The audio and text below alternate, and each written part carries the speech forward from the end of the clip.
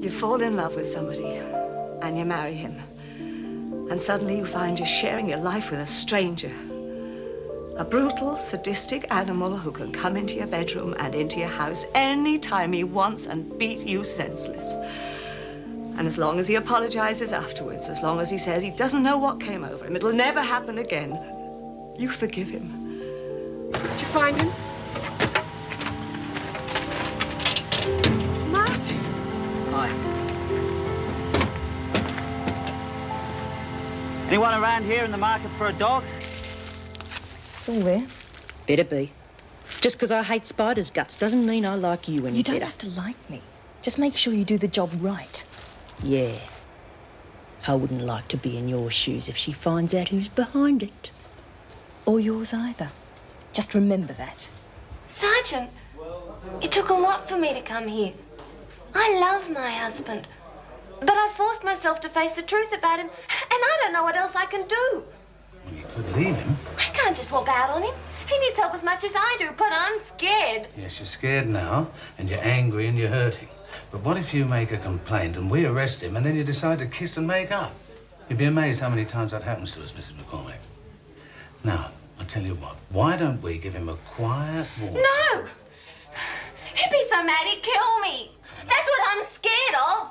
Can't be that bad, can it? I'm serious. You think he won't? Ask his mother.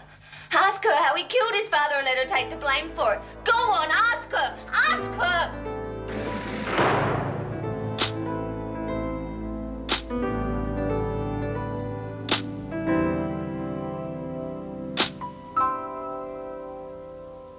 Come along, everybody. Hurry it up. Oh, she'll be Jake, Mrs. Purdy. Hey, Jake, how about that for a name? Oh, that's great. Jake. Nickname. What's he going to do on formal occasions? He needs something with a bit more class. Bloody think of the bushfires is getting worse. Hey, Mrs. Pringle, when does Mr. Jackson get back on deck? Oh, I'm not sure, but he's fine. Mrs. Morris was so worried about him. Lucky too. I shudder when I think about how those poor men died. Pity he wasn't among them. One screw less. Back off. You ever seen anybody burnt that bad? What's that got to do with it? Plenty. Because you wouldn't wish it on anyone. And he's not gutless like you. All right, that's enough. Listen, that's the fire alarm. Oh, no, everybody, please. No, we gotta get out. Everybody out of the shower.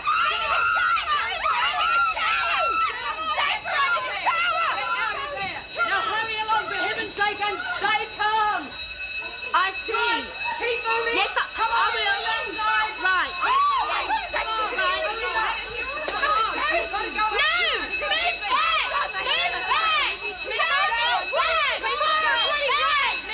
Would you please cooperate?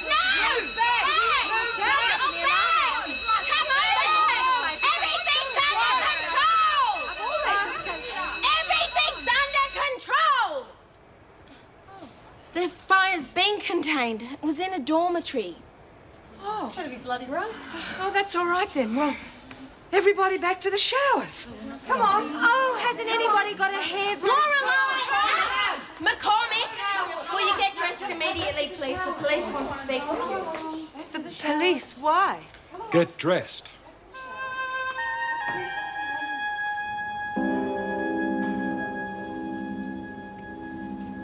Hi.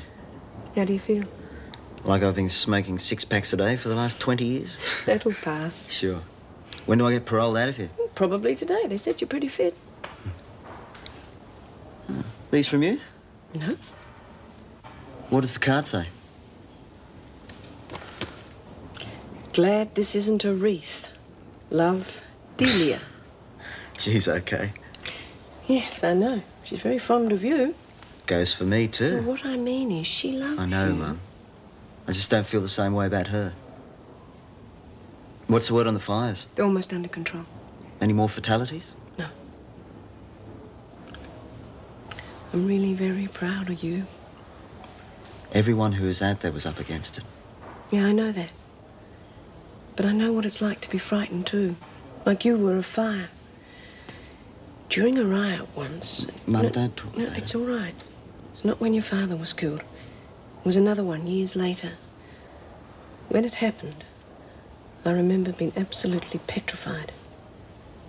I know what it must have been like for you. It takes guts to overcome something like that. It means a lot to hear you say that. Well, when you were missing, I thought I'd never get the chance to tell you.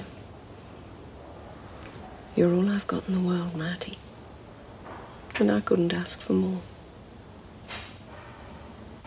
When that alarm went off, I thought I'd die of fright. Yeah, me too. Except I thought I'd either freeze, drown, or get crushed to death. Wonder how it's done. A couple of pyros up in Seaflock. Hey, cheer up, fun's over. It's only just starting for Nance. What do you mean? Those cops in reception? They're grilling her. What about? Well, she knew, she didn't say, but she looked real worried. Hey, it's Dan the man! Got to book you for the christening, eh? Yeah, I heard. Congratulations. Hey, we saw you on the telly. You were so wonderful with that reporter. I mean, we were so You proud. just sit down. Mr. Moulton's got something to say. Thanks, actually. Everyone appreciates what you did. I got a letter. I'd just like you to hear part of it. When I found out that some of the people helping us with food and clothing were women in prison, I felt guilty. I'd never given a thought to anyone in trouble with the law, but now they were giving me and my family a thought, and somehow it's helped a lot. I don't feel as alone and frightened as I did when I saw what was left of our home. I wonder if they know the good they've done and how grateful I am and hundreds of others like me. Well, can't we do anything else? Yeah. Fires are just about out. Yeah, but the people are still up the creek, aren't they? Well, I mean, back home, when someone was burnt out or flooded or something, well, the neighbours used to all pitch in, give them a hand to get back on their feet. It's a nice idea, but I can't see what we could do. I can. What? Clink-aid! What? Clink-aid! You know, Cooler-aid, Slammer-aid, Band-aid. A whole lot of the same sort of people get together and raise money. Bob Geldof did it. Yeah, and so did a lot of opera singers. So why not a bunch of crims? Oh, forget it. Yeah, I mean, what we do, we can't do nothing in here. Hey, I could do me Carmen Miranda. You'd have to pay them. I'm afraid it's not practical. Concert for ourselves is one thing, but opening it up to the public, frankly, the returns wouldn't be great. Hang on, I'm not talking about a concert. I'm talking about a telethon. With us on the phone! Yeah, it's raising that lovely cash, all in a good cause. The phones have been nicked in 5 minutes. Oh, I love it. I used a phone once. Oh, what do you say? Oh, Dad, the action man. I knew you'd go for it. Mrs. Reynolds. It's a great idea, but we'd never get the green light. I'm sorry. What'd you expect, Ray? Oh, come along, ladies. Finish up. We're running very late this morning. Hey, we better snaffle something out for Nance. Yeah, I wouldn't worry about it. Nothing can kill your appetite quicker than being stuck with a couple of cops. You can't win, you know that, don't you? Win what? I don't know what you're talking about. You haven't told the truth, have you? You're protecting your son, McCormick. No. Yes.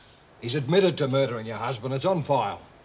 If you read the file, you'll see he was covering for me. The other detectives believed him. Why can't you? Because somebody else has told us the same story. And officially, we have to follow it up. Who told you? Your daughter-in-law. And I think you know why. My God, he's done it again.